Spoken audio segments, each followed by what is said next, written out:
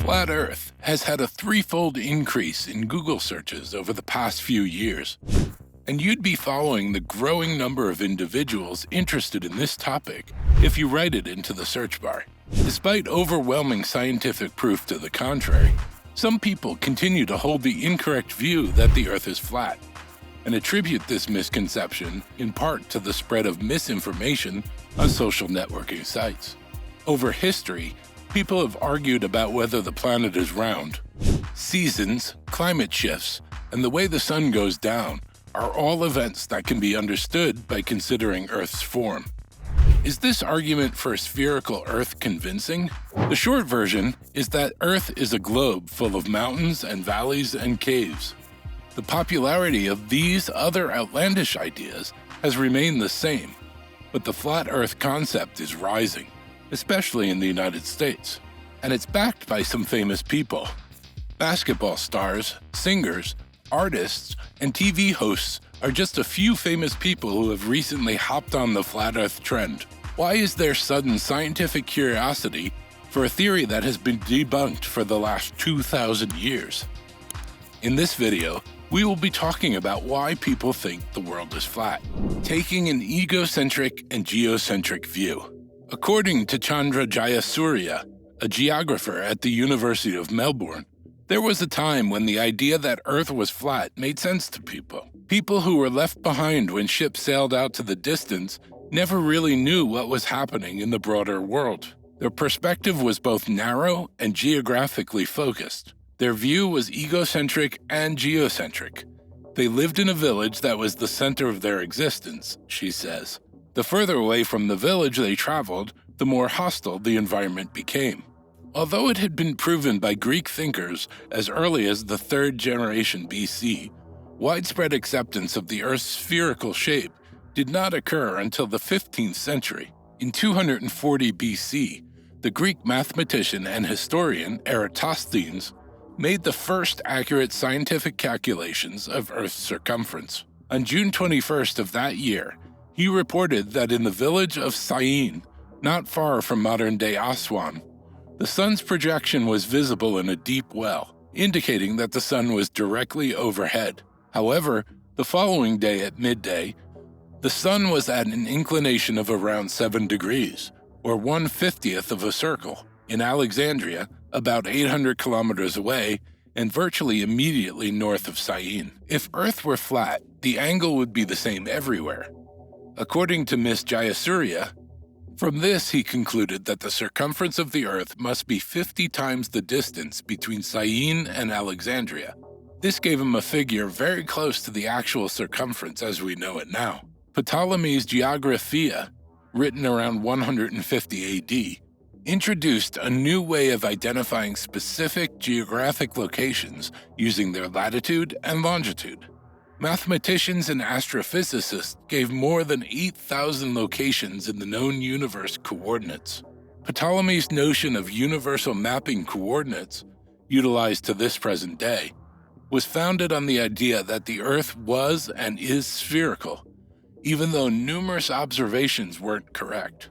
Although Ptolemy's original map didn't survive, the text was rediscovered around 1300 AD, and cartographers were able to recreate the map, says Ms. Jayasuriya.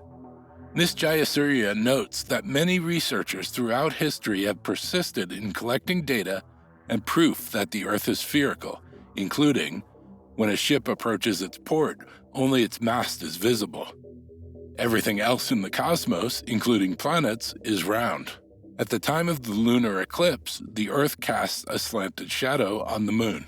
Contempt for experts' opinion. Why, however, is the flat Earth ideology increasing in popularity in the 21st century, when there is a plethora of evidence that Earth is an oblate spheroid, a circle that is flattened at its poles and swelled at its equator?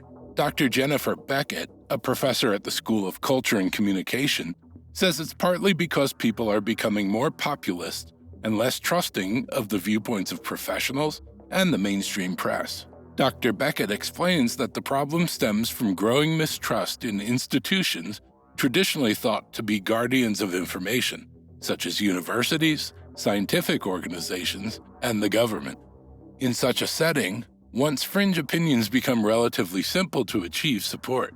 Dr. Beckett adds that this growing movement is evidence of the growing power of social media influencers over established authorities in their fields.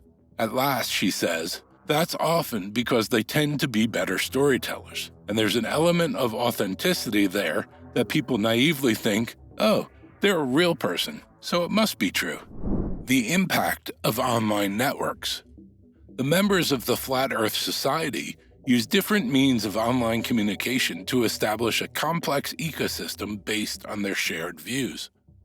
Twitter keeps spreading the message that YouTube is an alternate series of documentaries streamed for flat earthers, while Facebook acts as a highly centralized center for the hub's content creators.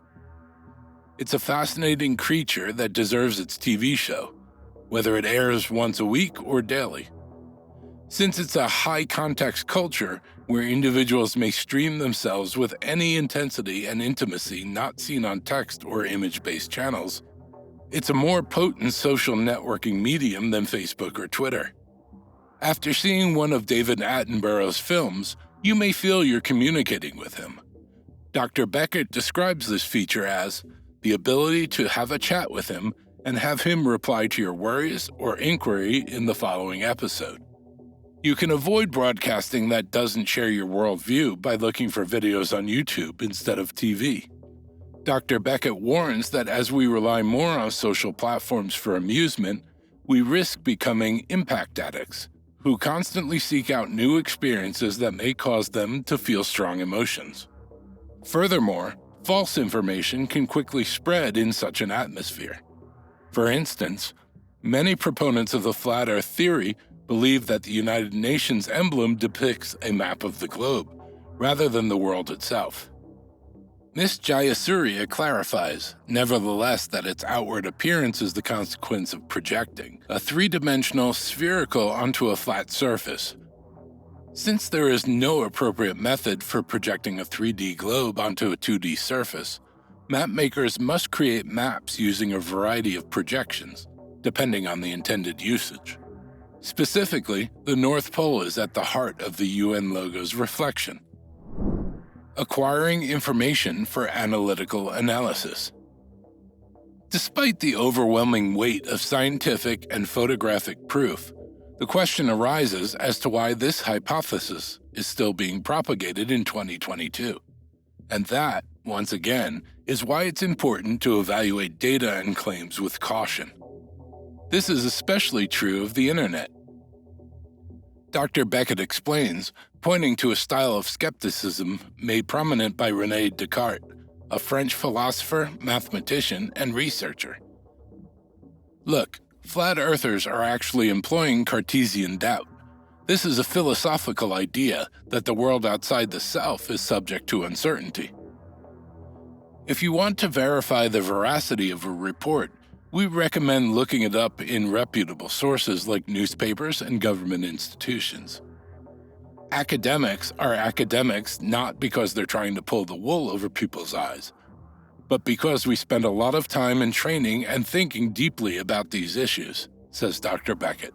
You know, a lot of time, work, and effort has gone into perpetuating the notion that the Earth is a globe. Perhaps that's a sign that it is. Why do we not believe that the Earth is flat? The globe is not flat, despite what flat earthers might have you believe. NASA's image library is a great resource, as it contains many beautiful curved images of Earth, captured by astronauts aboard the International Space Station. NASA will go all in, assuming they are playing a hoax on the world. Do you doubt NASA? Space.com revealed that the Russians take photos of the Earth's spherical shape. Even China and Japan's space agencies are involved. There are techniques to verify the spherical shape of Earth for the flat earther who believes that these nations set aside their differences to keep up appearances. One easy method is to follow the example of the ancient Greeks. After careful observations, ancient Hellenistic thinkers concluded that the world must be round. One was that the constellations in the northern and southern hemisphere are different. Since you're on opposites, you see distinct parts of the sky. Another one was that throughout lunar eclipses, Earth casts a curved reflection on the moon's surface. Finally, the ancient Greeks discovered a way to estimate the Earth's circumference using only a stick and the sun as their only resources. So that's all for today's video. If you like this video, click the like and the bell buttons. Also, to stay notified, subscribe to our channel. We'll have another video for you soon. Take care until then.